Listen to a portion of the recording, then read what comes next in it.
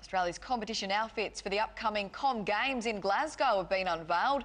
The green, gold and blue uniforms have received glowing praise from our athletes, including our fastest woman, Melissa Breen, who's a chance to lower her own national record in Scotland. I hope one day I can break that 11-second barrier, and that just takes time. Great things do take time, so that might be in Glasgow, it might not. For sprinting we need nice warm conditions, so hopefully Glasgow can deliver the sun.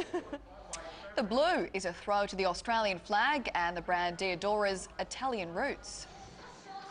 There's 178 different versions and combinations. There's over 40,000 units of something, and 18 sports from a gymnast through to a weightlifter. So from a ladies size 4 to a men's size 26 is the permutation and combination. It's a big job. The Games begin a month from today.